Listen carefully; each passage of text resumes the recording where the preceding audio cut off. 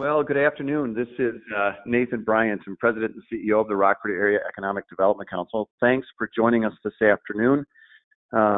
This is one of many of webcasts that we're going to be doing over the upcoming weeks, really related to all those things that are directly affecting essential business. Today, our guest is Dr. Sandra Martell from the Winnebago County Health Department. Today's focus is to really cover the end of public health, our local response, and the work that Dr. Martell has been doing in the region, and then allow some opportunity for near the end to ask questions. And Dr. Martell's materials you can find right now on rockfordil.com. We have a section on reopening Rockford. So all the materials that Dr. Martell will be presenting today you'll be able to find on our website at rockfordil.com under the Reopening Rockford section. I very much appreciate your time, and why don't we go ahead and jump right in. So our featured guest today is Dr. Sandra Martell. We've been working closely with Dr. Martell and her team with the Winnebago County Emergency Operations Center, and would like to have Dr. Martell take us through the way in which she's seeing the world today. Dr. Martell?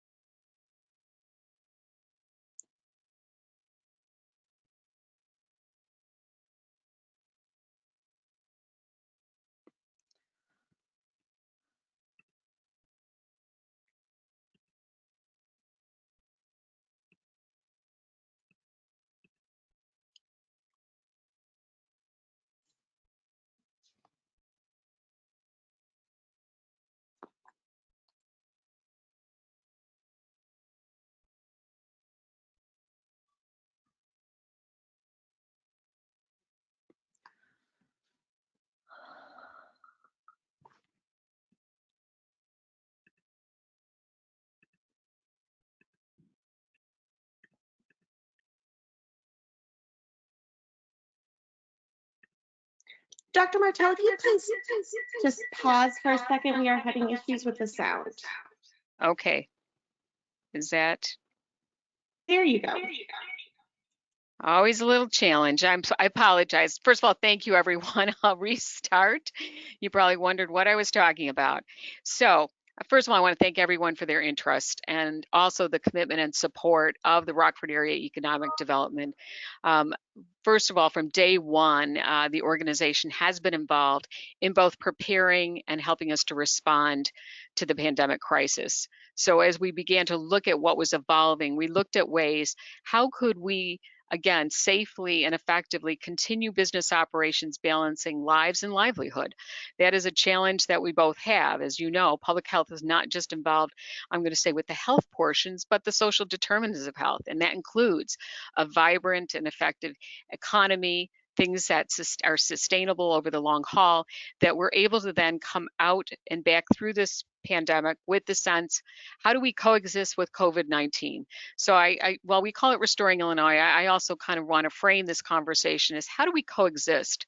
We've heard all the discussion and stories, and yes, we will have to learn how to maneuver through this until we either have an effective medication that helps treat people and keep them out of the hospitals and aside from complications, or an effective vaccine. And we know that those are not in the immediate future, that those are a ways off. So in the interim, how do we begin then to kind of come out and then begin to restore? We want to build confidence in our workforce that we rely on to be part of our everyday operations of our businesses, both essential and non-essential. How do we engage in trust really for our consumers and the people that use our services to know that we are also in that process of protecting their health and safety, because it is a two-way street. So kind of as we start through the Emergency Operations Center, which really consists of a variety of organizations responding to help prepare from different aspects. You heard about everything from the fire departments and making sure that we have transport. We have individuals that are there from the business side to help us look at how do we respond as executive orders or as questions come up about how do we best address this in times. How do we get supplies to necessary entities? And I know that as businesses resume and they need personal protective equipment and or masks, how can they go about getting and ordering that? How do we as a community consistently and apply and interpret different aspects of which we know there are often generalizations that, but how do we make it unique and essential to Rockford and to our surrounding Winnebago County? And how do they then communicate that out, why we might be different or how we're similar? The other area that we have on there is that what we call the health policy group that consists of our healthcare systems. Part of the discussion initially, we know that the initial shutdown was to take a look at this disease transmission really be from the standpoint of being able to make sure that we had effective and essential health services that would be able to respond if the infection rate climbed. And I want to again support all of you because I think it's through your effective intervention. This infection rate has been kept below 20%, which has protected that resource. And we know that they are preparing the health side to begin to resume some of their what we call, and I would argue that we would not call them elective surgeries, but certainly those that had some capability to be postponed in the early phases, but now need to be resumed at that point. I also want to come forward that earlier, even before the shutdown, Nathan Bryant stood up for your organization and contacted me and really we went through some model practices for manufacturing, recognizing that before the shutdown that we might be able to put some practices in place ahead of this that could help protect both our workforces, maintain our business essentials, and be able to move through this. And those same I'm going to say practices are things that we can look for as we go through. I think we've all heard a lot about this, about face coverings. And one of the concepts that's coming out as we look throughout the state and as we look through our academic partners and the business world, entities and safe workplace practices is this notion that not only you're a business and whether you're essential or non-essential, I think we all would say we're essential. And that you're important to our vibrancy and our economy, is that you're also now becoming a sentinel site, meaning that as you have microcosms of individuals and people that you're responsible for, both from a workforce perspective, you're now going to be in that kind of mode of, as you check in your workforce, making sure that you're monitoring them for symptoms, promptly isolating. How are you re-engaging or re-looking at your assembly lines? Can you maintain social distancing? What kinds of personal protective equipment need to be provided in that site? What kinds of cleaning? Can you make your businesses as touchless as possible? What kinds of things can you do? Changing areas, what kind of locker rooms, areas that every business may have a different scenario, but how, kind of what are the guiding principles that we can work through so that we may have to change some of those so that we can make sure that our workers are protected, that we have our workforce available to us to manufacture the goods and services that are so necessary to our economy, and that people feel confident the goods and services we produce are then safely being delivered and sent out. So those become some of those best practices that I think really have been, I applaud the group that came up with those. I've shared those with the governor's office. We've shared them statewide with permission, of course, recognizing that we are a leader in manufacturing and we can lead on some of this in ways that if we can demonstrate safe practices, what are some of there are going to be areas what we've never encountered before. So as we come from sentinel sites, from monitoring potential infections in our workplaces to making sure that we put all the places and things to prevent spread of an infection within those work sites. And then also really, how do we effectively communicate to the public that we've put these in place and we are ready to continue to move forward on this. We go through some of this and I will give you some data on the Restore Illinois. As we look at this, we know that some of our non-essential retailers were able to open up under the current executive order, but the phased-in approach, and I I call it a phased-in approach because that's how their Restore Illinois plan looks. We're currently in phase 2 flattening. As you read every day, and I encourage everyone to look at the daily report. And I'm going to go to my screen share, and I apologize if I lose anybody here.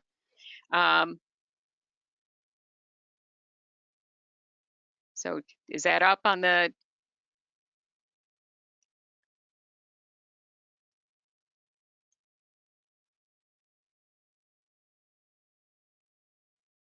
There we go. So every day we are producing what's called the daily report, and you may either get it as a push, but you can also pull it down. We post it on our website every day because we are now making sure that we are matching the metrics that are being reported by the state for the phased-in report. So I always say, yes, we have confirmed cases. Every day we're going to report those out. Recoveries, we're going to be very concerned about that. And as you can see right now, you can do some basic math on that, but why aren't recoveries always matching out? I've had people say, well, why isn't it every 21 days? Well, as we know, this incubation period from a medical perspective is at least 14 days. And what happens is people may be well days 1 through 10 and then may require additional care, and they're not considered to recover until they're asymptomatic and meet the condition for clearance. So it isn't like every day I can tick off the same number that tested positive, 21 or 30 days ago come off the list, because I've been asked about that.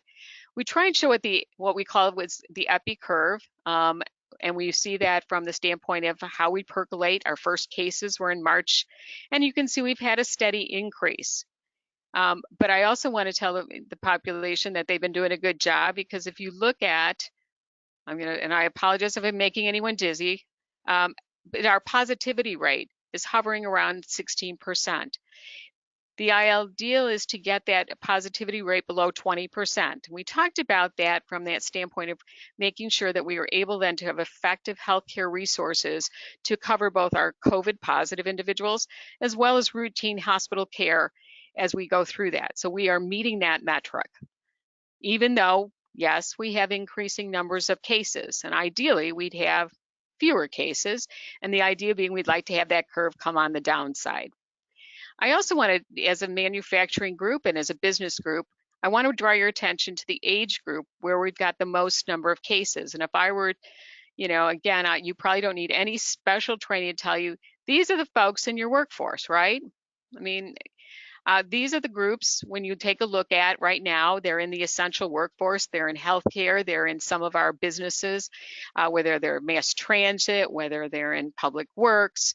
This is the group that's out there and about, and their infection rates, as you see, these are the folks out there. This is the infection that you see.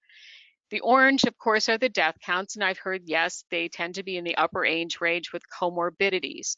But I really think we need to, when we take a look at how do we make sure that we have safe work practices from this age group that we have in our workforce, how do we make this an effective location? I think that part I wanted to kind of make sure that you have some attention to. The other part is, this is another interesting graph, and I bring that to your attention because if you were to look back, and we are doing by date of onset, and how do I know that? We go back and interview the clients. Every single test is interviewed to find out when did their symptoms first begin. If they never had a symptom and had a test, we go back to the date of the test result. But what you start to see is some blips. And if you were to go back in your timeline, we had a couple of, we had Passover, we had Easter occurring around those holidays. And we'll be tracking as we go through the Mother's Day holiday, and last weekend being one of our most beautiful weekend dates we've had to date. Concerns with congregate settings, some of our business partners are congregate settings. And when you start taking a look at it as a business, you may almost be a congregate setting in the sense of you have people that may spend up to 12 hours in your workplace. These are typically what you see is that the congregate settings have a higher rate of infection and also then, unfortunately, a higher rate of death because these are individuals within those settings. We do a comparison rate by zip code so if you have a business in a particular zip code is to see what the rate per 100,000, and as you know in industry, that's kind of the way to make sure that it's all comparable. It's not just based on total or absolute numbers. And these are these important metrics that the state is looking for. So they're going to be looking at, first of all, that, again, that positivity rate. What's it, what are we doing at? We're going to be looking at things like our hospital capacity. So then you see us measuring, and this is coming off now. We are always measuring from what the state is measuring against, is what is our availability in terms of hospital beds. So you can see that right now we have 211 and we have available 44 ICU beds. So we still have capability to be able to do that. And this is not just occupied by COVID. So I want to be clear with everyone. This could include other individuals. They are treating other people, so they are learning as well to coexist with COVID and are able to care for both safely in those environments. And again, that look at our positivity rate and the availability of testing. So, I know that that's a bane in everyone's, kind of, existence right now, is about the whole concept of where do we go on that one. And so I think, when you come back to it, is the reason why we need that rapid testing. So is that if you were to identify someone in your workplace and you promptly isolate them and we begin to get them tested, the important thing would be to be able to identify who is in that work environment who's most at risk. And these are the people that you tend to spend, we call them a close contact. They're going to be in that environment. And that's the group that then requires heightened monitoring. And we know that right now, even in our essential businesses, the workers will often report to us before the employer has even had a chance to think about it, because the employee is calling us to say, or we're involved in an investigation. And so we work very closely then in those settings to message both, the close contacts in the work environment. It may require then sometimes you've seen us go forward with our, as you say, locations of concern. We share that out, not because it's a list of kind of that we're concerned, I'm going to say is a negative kind of thing, but we really wanted people to go forward with this because social media, as you're well aware in this era, drives communication. And so the last thing you want is a media message going out, so and so at the following location, hey, did you know everyone, 5 people tested positive? Because that will no longer, it will shut down your workforce, it shuts down your customers if you are a retail type establishment, and it raises to question about that. And so we've worked really hard with the employers currently, and they've set up some good examples of how do we message both to in the situation of your colleagues in your workplace, as well then as how do you put that out to the media in a way that says we are following guidance, we're working with the health department, in a way that says we're being proactive to protect the health and safety of our workforce and really our community as the whole. Because I think at the end of the day, that's, I think all of you feel that, I'm going to say responsibility and accountability to both your workforce and the community at large. So that was kind of my basic overview, and I'm, Nathan, I'm certainly open to addressing any specific questions from the group or what more you'd like me to highlight. But I wanted to give people an outside kind of a context of what we're looking at as we move through the phases. So our goal is to move into the next phase, phase 3, which allows some additional openings, recognizing that we are going to probably have to, learn with this, coexist with COVID. So you see a gradual opening. I hear about why is it magic about 10 people versus 15 or 20? The idea being that we need to be able to contact trace. So if you have an open facility, and this is the difficulty with retail, mostly, but most work environments for safety and security, you already have a check-in, check-out procedure. But we might say, did you have any additional, I'm going to say, sales reps in, or potential product, if you have a product engineer that's coming in to help with, training on a device, knowing when that individual was there, making sure that there are good records. So if an exposure occurs, we can promptly then respond. One of the areas we've found over the last month or so, I'm going to say the good, the bad, and the ugly, are areas that we don't always think about. We're really good about maybe our work site where we're having people do the work. We're always not so good about the places where I'm going to say people take their breaks or lunches. We have found 6 feet of social distancing. Maybe it means moving chairs or seating. Some of the vending machine issues, making sure that there's sanitizer around those, because after you press, your selections and move your money through that, that may be another point source for contamination. And we've learned with skilled facilities that cell phones, while vital devices that we all rely on, can also be a source. And what can you do about, either, putting them in plastic bags before, and having them removed out during break time, so that individuals, then we can reduce the point source contamination. So kind of some guiding principles in that manufacturing, besides the social distancing, and we talk about masking, but really some of those contact points. How can you make sure that you can account for people in your facility for certain times? And how can you reduce the number of touch points and contacts throughout your work environment? And each one of those will vary depending upon what your key line of business is. Thanks, Dr. Martell. We're going to take quite a few questions and answers if we could. Sure. If you're out there in attendance today, please submit your questions via the chat feature, and we will facilitate those back to Dr. Martell. But I do have a few questions right off the bat, kind of following many of your comments. So the positivity rate that we're following at this 20% that we're applying in the state of Illinois, can you speak to that number? Is this more of a national norm? Is this something that the state of Illinois is looking at conceptually on its own? And kind of tie that together. Sure. And that came out of national data. And really, when you look at, and I want to be clear with everyone, these models and everything else that we have to work with are, as you know, constantly evolving. And I'd like to say that we had a magic wand and a crystal ball.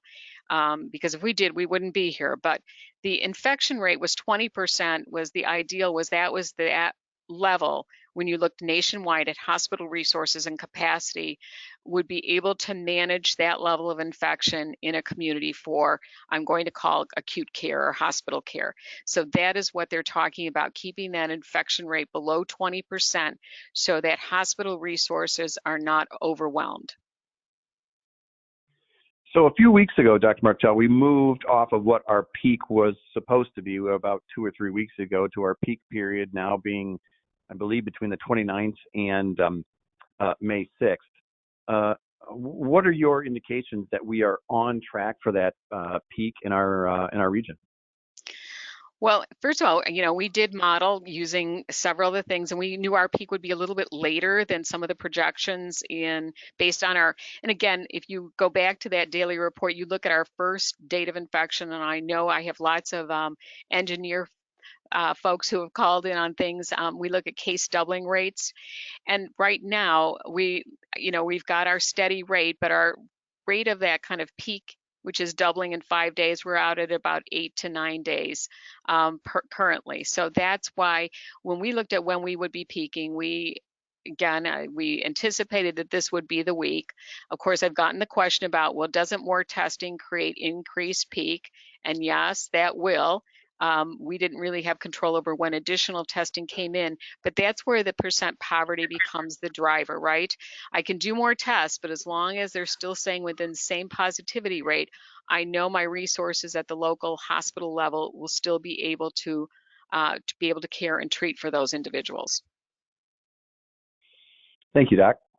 So I noticed in looking at the data that you've sent out that are available to all of our attendees, there are certain zip codes that have a higher positivity case rate.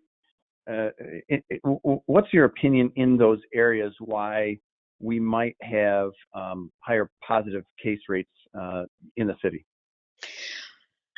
Well, first of all, if you look, we've also made sure that you understand that some of them have congregate living settings, right? So we already know we have some, increased, rates within congregate living settings. So we've made sure that we try and put that out there so you know which one those are in.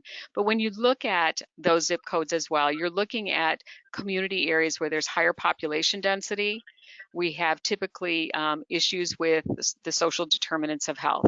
So there may be more underlying health conditions, lack of access to, what we call, they're in the food desert areas. It may be more situations of low economics, low educational attainment, but there always are zip codes of concern. And that's similar to what we're seeing nationally, as well as statewide in the city of Chicago and some of our other communities where we have population density concerns, and then you have the layering of our social determinants of health in those areas. Okay, thanks, Doc. One question that we are just now getting from the audience, in addition to what we had in advance, is if Governor Pritzker is saying that we won't get to phase 5 until after we have a treatment or a vaccine, and reports are that a vaccine may not be available even this year, does that mean that we don't expect to get to phase 5 this year at all? That is $1 million question, but I think that it's called managing expectation. Again, there are a couple of things. One, we might get an effective medication out ahead, right? So if we had a medication that within 2 days, similar to what we have with the Tamiflus and everything, could effectively prevent complications, then that may be a game changer on that. Now, obviously, with we talking about this, you hear a concept about herd immunity. I know it doesn't sound very pleasant, but basically it looks at what percent of the population has either had the disease or is protected against it. Because this is a new virus, even the individuals who have had it, we're not sure that they're completely protected from it yet. There is some modeling that's going on, and again, our best information, right, when you think about this, is only from, Wuhan, China is the earliest nation to have gone through this. And again, reliability on data and all of that is that having the disease does not seem to confer at this time a lifelong protection. So until we have, an understanding of how this virus, how long immunity lasts once you're exposed and or have the disease, and or there's a more effective treatment. So any of these could disrupt along the way, right?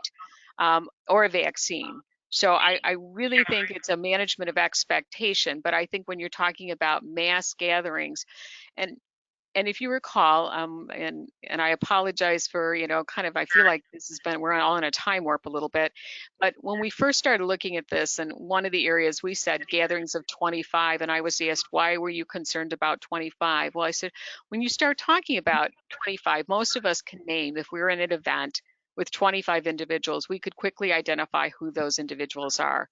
If I'm at an event, let's say I'm at the, I'm going to say I go to Wrigley Field. I won't pick on one of our locals. I'm at Wrigley Field. Do I have any clue who's all in the stands around me?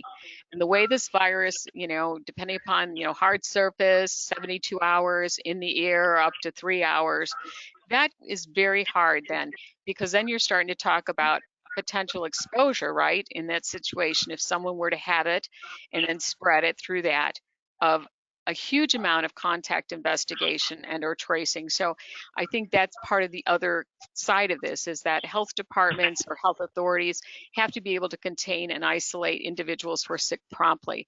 Those kinds of scenarios make it very, very difficult.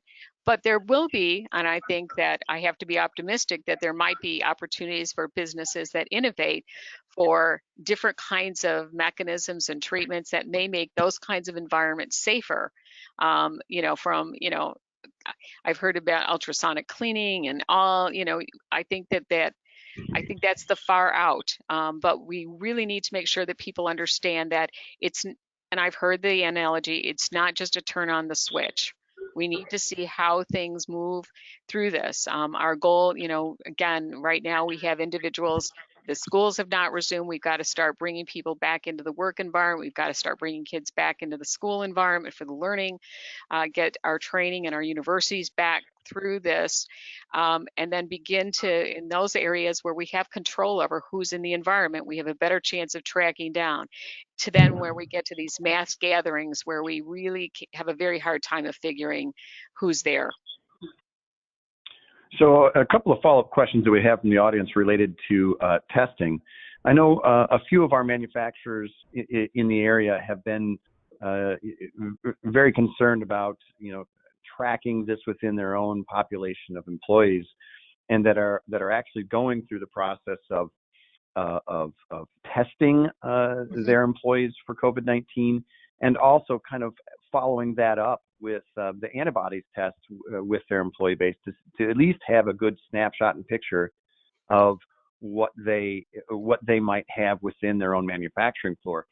Can you take a minute and speak to the combination of testing, and in that same conversation, give us a sense of the protocol for testing, and maybe even what's going on at UIC? Sure. So right now, as we know, testing has been a very confusing discussion throughout the nation as well as locally. The testing that we have, for the most part, available to us is really for the detection of the disease, of active disease. And so that's what is called, you heard it called the RT-PCR, that really tries to get at the actual, it's called a molecular type test. You can have it done as a rapid test. Physicians Immediate Care was doing a rapid test. And then you have what's called the nasopharyngeal swab, which will go back deeper, and people will say they see stars with it. And that's both, if they're using the nasopharyngeal, more likely to be able to pick up on those individuals who are asymptomatic. And then you have what's called the nasal swab, which is, also being done, which is also an RT-PCR. So it is that high-level molecular test to detect the presence of the RNA. It extracts that out from a technical standpoint, which is why right now it is I'm going to call it the gold standard. So that really, though, the issue with any of this testing, and I'm going to start with that, it really is a test in time. So today, if I were exposed today and you were to test me today, I may not show positive.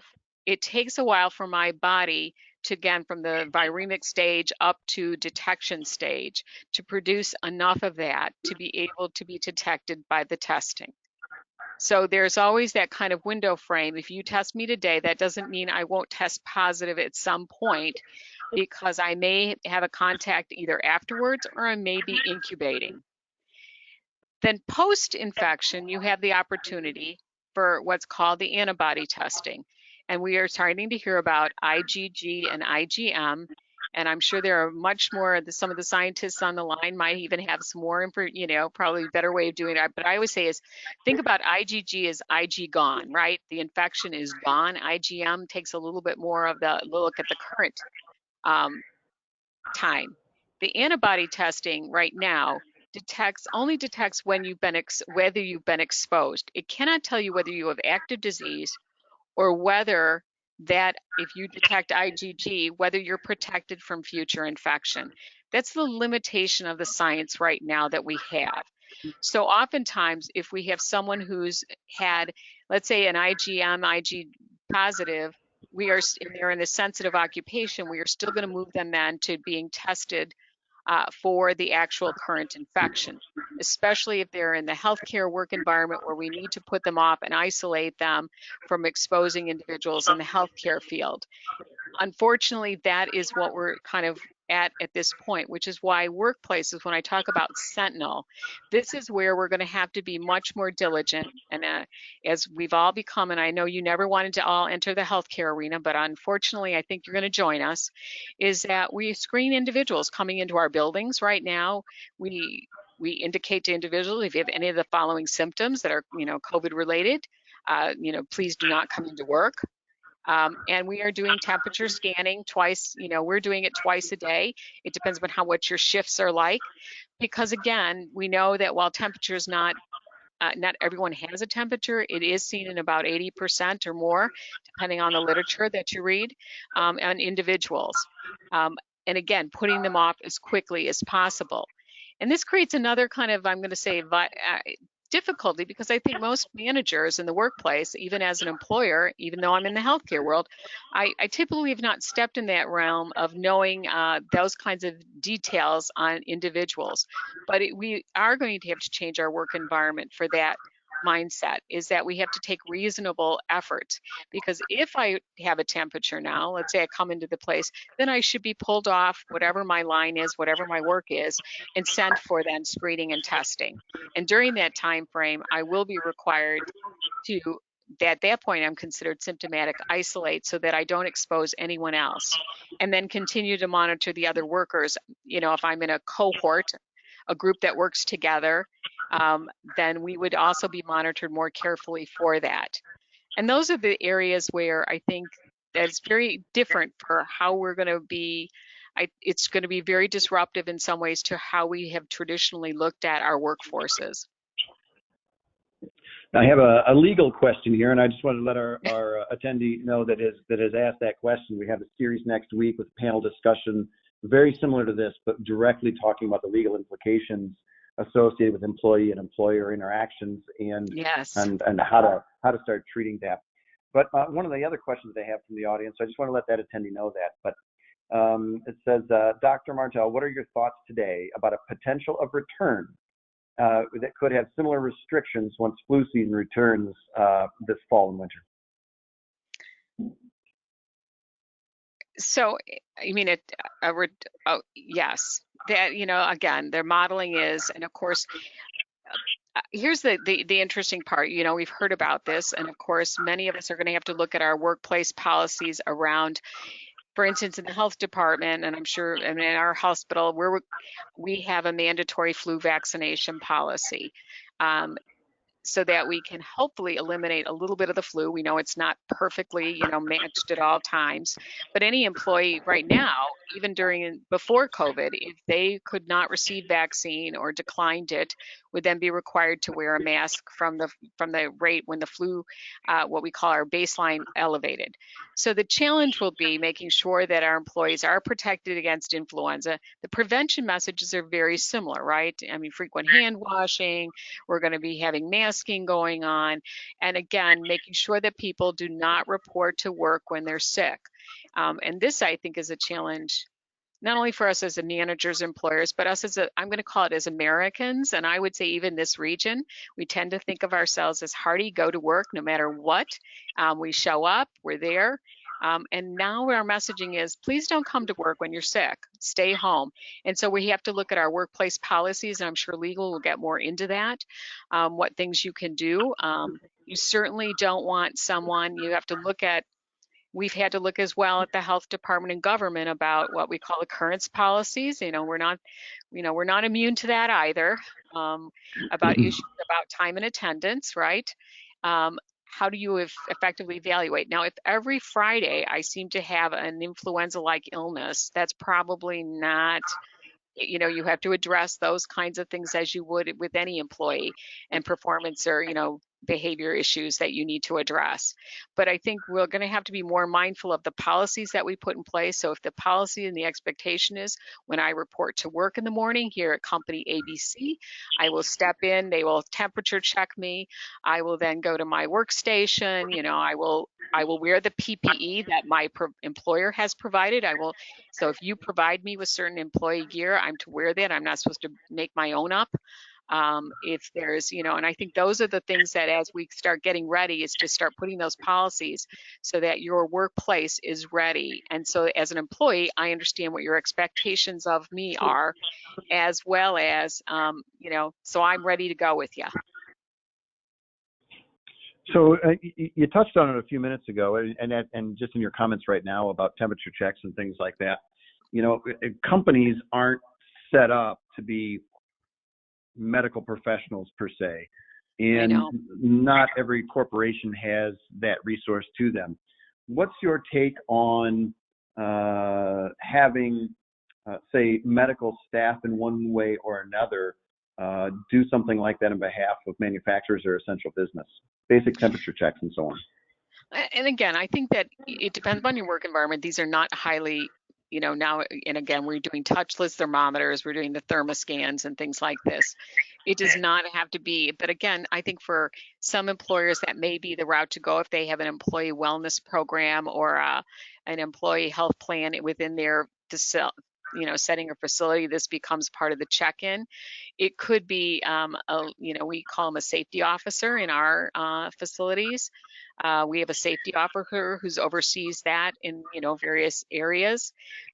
But again, they have to uphold, there's no announcement over this loud screen, hey, Sandra Martell at a temperature of such and such today. That's, that, again, that's kind of that policy and procedure. This is information and it's kept separate from the employment record. It goes into their health record more than, for that particular piece. So there are some guidance already coming out of the Attorney General's offices and the Equal Employment Opportunities offices regarding the documentation piece.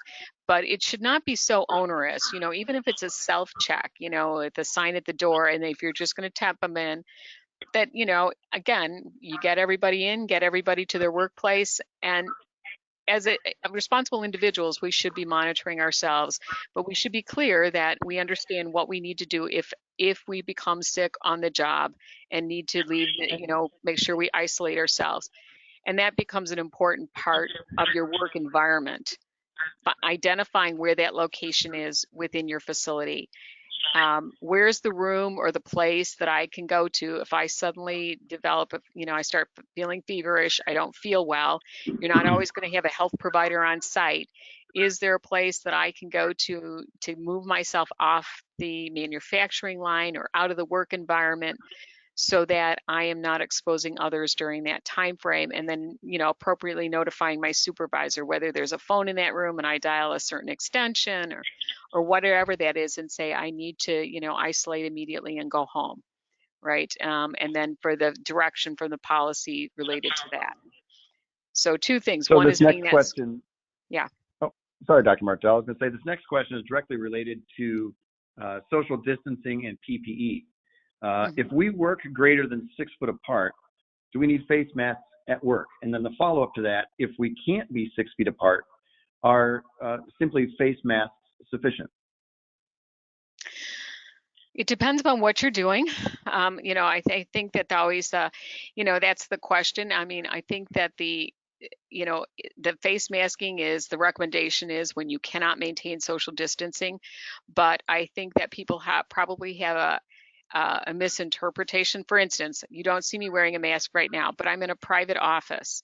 But at the minute I walk out of my office, my face mask will go on because I'm passing through hallways. I may be going into the washrooms and the lunch areas where maintaining social distances, even in the passage in a hallway, is not something that I can do. So I think that you have to be thoughtful about what that is. And again, the expectation is, as people come in from the outside and they are coming in, let's say I come in for my temp check, that I'm masked so I'm not exposing the other individual. So again, I can't, even with the thermoscan temperature, unless someone invents one I can do 6 feet away, I may have to get into that space. And I think people probably are not thinking that.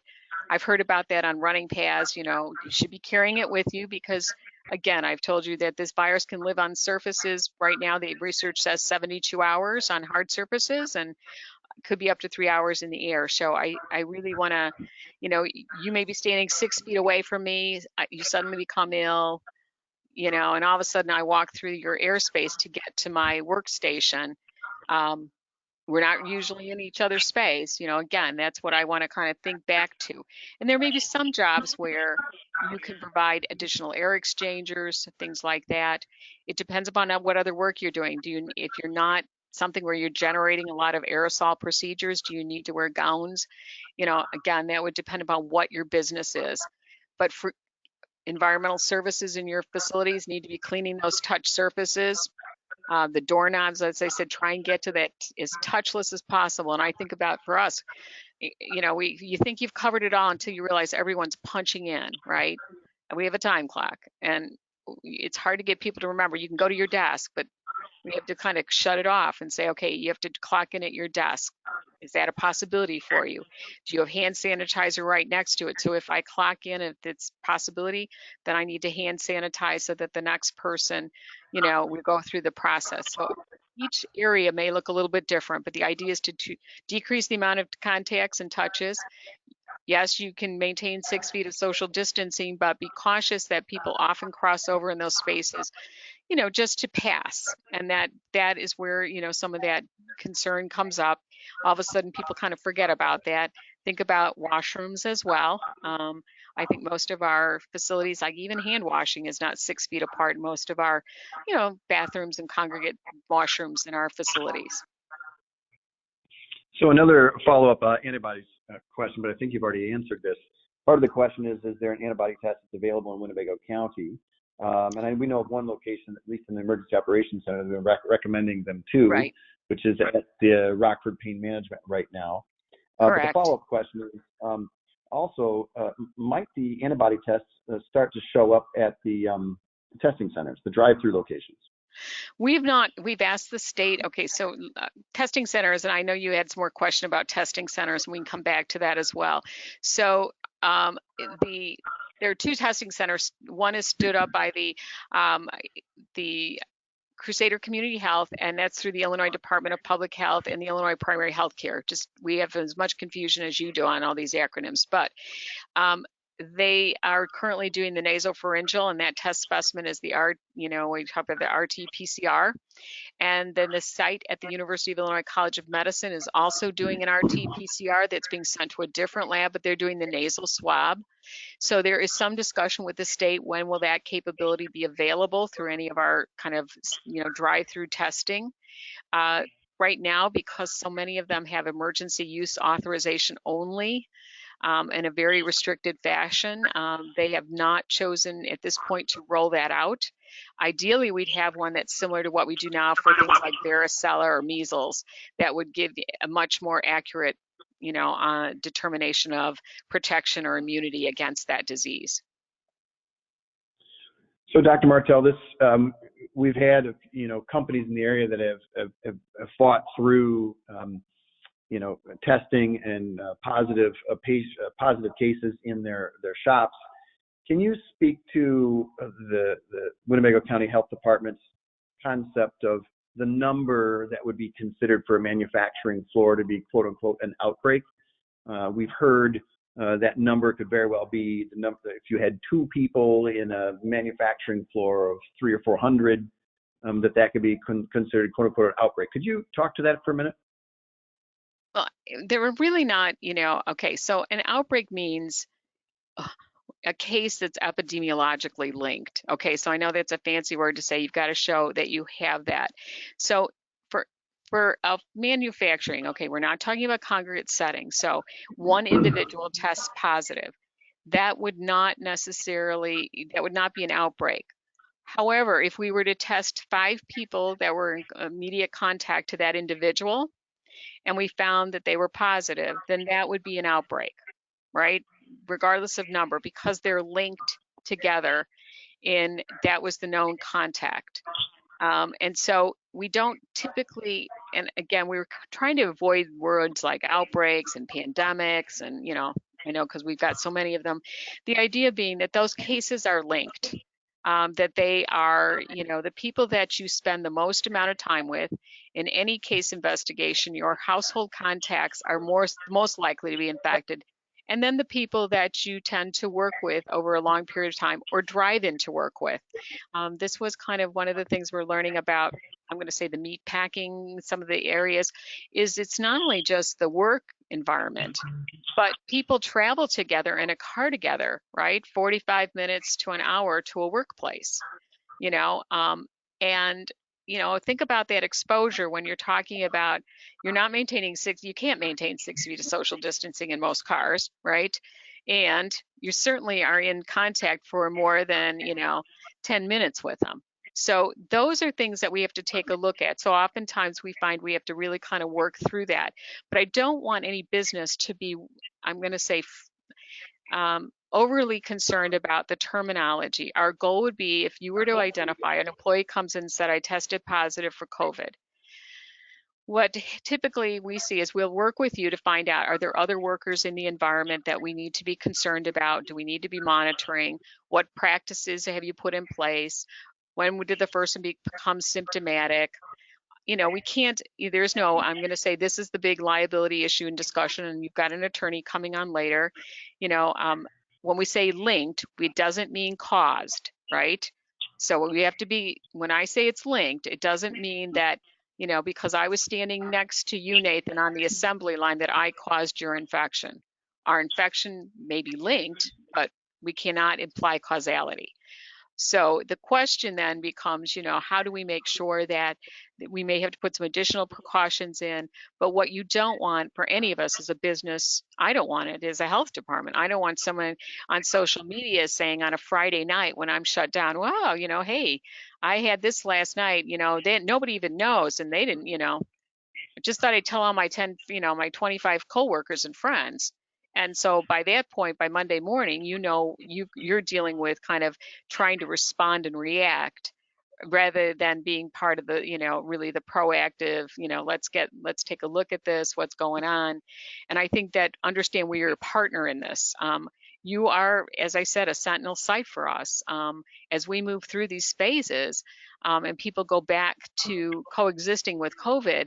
You're going to kind of be letting me know if you think something's going on there that we should be concerned about. Do we have an increased risk of infection that we need to start looking at how do we stop it promptly so that we don't have to step back in a phase? Okay, thank you. We've got a series of what to do types of questions, and so I'm going to try to throw a few of them together. So we have some distancing questions and equipment type questions. So one question is related to, are there any type of air exchangers or equipment that cleans the air more effectively in the work environment? And then we have some social distancing questions that are things like, should we close off every stall in the bathroom? I know those two very different topics, but I have talked with you enough. I know you can handle both at once. So, okay, the first one, I would have to know what you've already got. Obviously, in some environments, we've asked them to increase the air exchanges, what HEPA filters they have on. It depends upon your line of business. If that's appropriate, what can you do, And so we certainly then work with, we have an environmental group that will also work with your, engineers. But again, recognizing if you can, obviously one of the areas is increase air exchange and flows, wherever you can do that, great. If you can, change out the filters more frequently on things, great. Those are kind of just general guidelines and principles. Then the second question, I apologize, I lost track on that one. The second question was related to things like social distancing. So the very specific question is, should we close off stalls and bathrooms, or is there a capacity issue you should really try to work through, something of that nature? Yeah, no, I think with bathroom, I think what you really want to do is not have everyone take a bathroom break at the same time, right? Obviously, I think that with stalls, you have a closure, right? And if they're wearing their masks off the floor, if they're, again, that's where we can't always maintain social distancing. What you wouldn't want is a line at the bathroom, right? And if you had to, you'd want to do that 6 feet. So that means sometimes you have to structure, your I'm going to say your break times, depends upon what kind of work environment you have to do that. And again, if you found that you couldn't do that, then that may be a reasonable, but then if you get people backing up, they're probably better behind a closed door than they are standing in line shoulder to shoulder with each other. So this next question is back to testing, and I think maybe part of this answer might very well be in the way in which the UIC facility and other testing facilities are utilized. But the specific question is there enough tests available to have, say, 10 employees tested that were in close proximity with a positive case? If you have a situation like that in an essential business and you're aware of that positive case, are there enough tests available, and where do you direct them? So do they go to the UIC center, or how does that work? Okay, yes, we have adequate tests. Both test sites have capability of up to 500 tests per day for submission. And it would depend on a healthcare worker.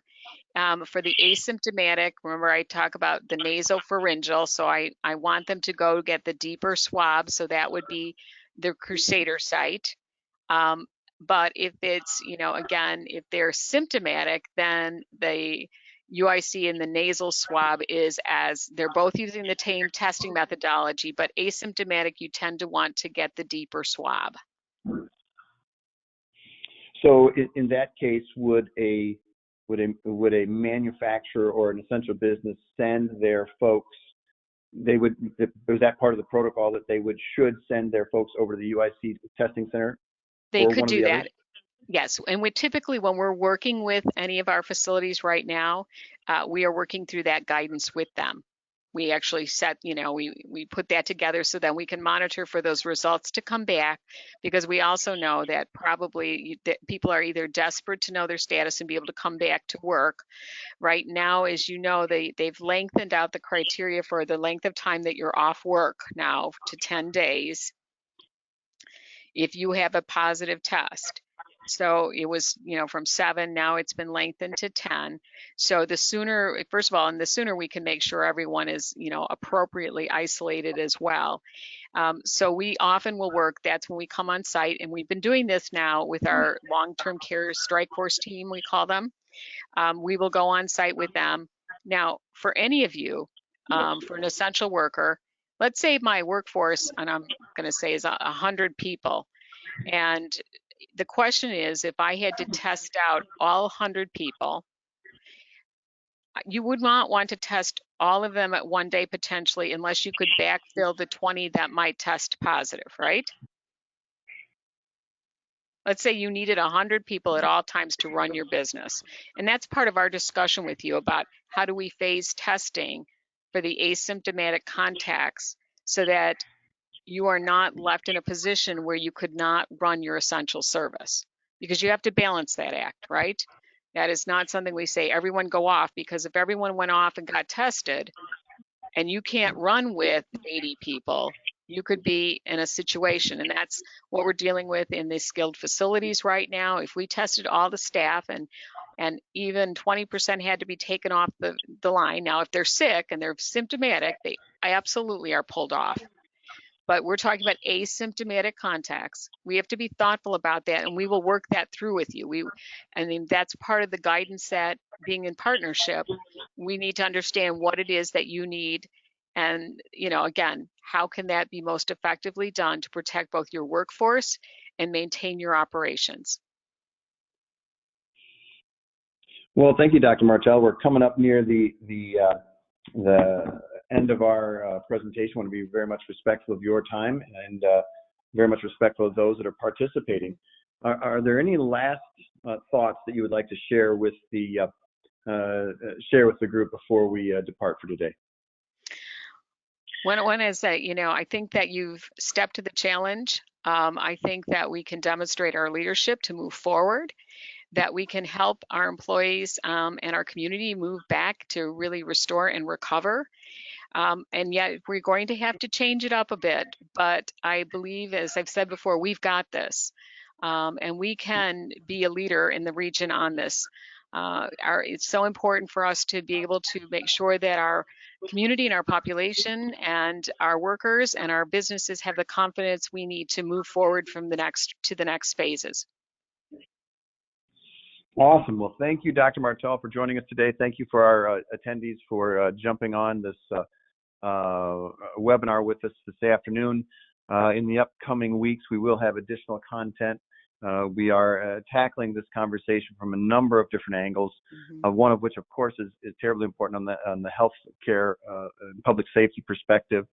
But we will also have taking a look at this from an economic perspective and a legal perspective starting next week. So thank you very much for your time, and have a wonderful afternoon and a great Mother's Day weekend. Thank you for the opportunity. Thanks, Have a Dr. great Martell. weekend, everyone.